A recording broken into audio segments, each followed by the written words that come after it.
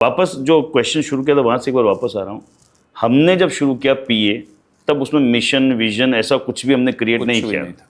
तो अभी क्यों हम एंटरप्रेन्योर से बोल रहे हैं कि क्रिएट करो जी, उसका मुझे, क्योंकि क्या कई बार होता है कि बिजनेस कोचिंग भी कहीं पे जाते हैं, हर जगह बोलते हैं, तो क्यों वो करना जरूरी है या नहीं हो तो भी चल सकता है? Very good. देखिए, क्रिकेट का मैच हो, ऐसी भाषा मैं एक ऐसा एग्जांपल दूंगा कि लोगों को समझ आए। हाँ। क्रिकेट का मैच हो और स्कोरबोर्ड ना हो तो कैसा रहे? बराबर है, ठीक है। अगर क्रिकेट का मैच आप देख रहे हैं टीवी पे और कोई स्कोरबोर्ड नहीं है, कोई रन नहीं है, तो कैसा रहे? कुछ समझ में क्या खेल, बराबर है। एक एंटरप्रेन्योर जो होता है वो हमेशा आंकड़े में बात करता है। Got it. एक सक्सेसफुल एंटरप्रेन्योर वही होगा जिसका आंकड़ों के साथ रिलेशनशिप पावरफुल हो। पावरफुल होगा। आप देखिए, जब आप बिजनेस करते हैं, सेल्स एक फिगर है, प्रॉफिट एक फिगर है, ग्रॉस प्रॉफिट फिगर फिगर है, नेट प्रॉफिट। आप खास करके देखिए कि जब 10वीं कक्षा के बाद जब करियर सिलेक्शन आता है तो कोई साइंस लेता है, कोई मैथ्स लेता है, कोई कॉमर्स लेता है। खास करके जो कॉमर्स लेते हैं उनके लिए क्लियर होता है कि साहब मुझे बिजनेस में जाना है। हालांकि लोग इंजीनियर बनने के बाद भी बिजनेस कर रहे होते हैं, बराबर है, दैट्स अ डिफरेंट स्टोरी।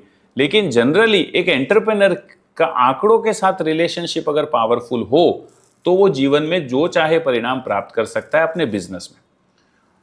अब अगर हम खुद एक संस्था के रूप में लोगों को बोल रहे हैं कि साहब आप लक्ष्य तय कीजिए, उसको चेज करिए, तो पहला हमारा धर्म है कि हम इस संस्था का लक्ष्य बनाएं। बराबर है, ठीक है। इस संस्था का लक्ष्य बनाएं, और लक्ष्य को बनाने के जो नियम है कि साहब आप लक्ष्य ऐसा बनाइए कि जो आपको खुद को थोड़ा सा चेज करे, आपको आपके अंदर थोड़ा सा डिफिकल्ट लगे, अंदर ताकत लगानी पड़े उसको। इसलिए हम सब लोगों ने मिलकर के तय किया कि हमको कहां तक जाना है, और ये चीज समय पर्यंत बदलती रहती है। ठीक है, ये समय समय आने पे बदलती रहती है। किसी समय पे हमको लगता था कि हमको 100 लोगों का ग्रुप बनाना है, वो 100 का हो गया। उस समय 100 भी कर पाएंगे कि नहीं कर पाएंगे पता नहीं था। फिर बाद में हमने सोचा 500 करना है, वो भी हो गया।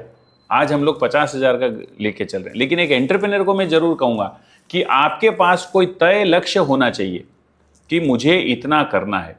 आपको 10 साल में कितना करना है, उसके टुकड़े करके आप ये कर लीजिए कि साहब 5 साल में कितना करना है, और उसके छोटे छोटे इकाई बना लीजिए कि साहब मुझे इस साल कितना करना है। तो जब आपको पता होता है कि मुझे ये करना है और इतने समय में करना है, तो आपके एक्शंस जो आते हैं, उसकी वेवलेंथ जो आती है, उसकी फ्रीक्वेंसी जो आती है, वो बेटर आती है। जैसे मैं आपको एक एग्जांपल बताऊं, मुझे अहमदाबाद जाना है ना। एक ऑप्शन है मेरे पास कि मैं कभी भी निकलूं, एक ऑप्शन है मैं ये तय करूं कि मुझे अहमदाबाद कितने बजे पहुंचना है। तो मैंने तय किया कि मुझे अहमदाबाद 12 बजे पहुंचना है। देन रिवर्स कैलकुलेशन, तो फिर रिवर्स कर सकते हैं। इसलिए लक्ष्य आपके सामने रहे, जिसको आप मिशन बोल दीजिए, विजन बोल दीजिए, टारगेट बोल दीजिए, गोल बोल दीजिए, वो अगर हो तो आपके जो एक्शन की जो स्ट्रेंथ है वो पूरी की पूरी केंद्रित हो सकती है। जिस तरीके से मान लीजिए एक लेंस होता है और सूरज की रोशनी को आप केंद्रित करके पेपर भी जला सकते हैं, ये वैसा है। इसलिए मैं बहुत ही स्पष्ट रूप से मानता हूं कि एक एंटरप्रेन्योर के लिए नहीं, एक स्टूडेंट के लिए भी लक्ष्य निर्धारित होना चाहिए।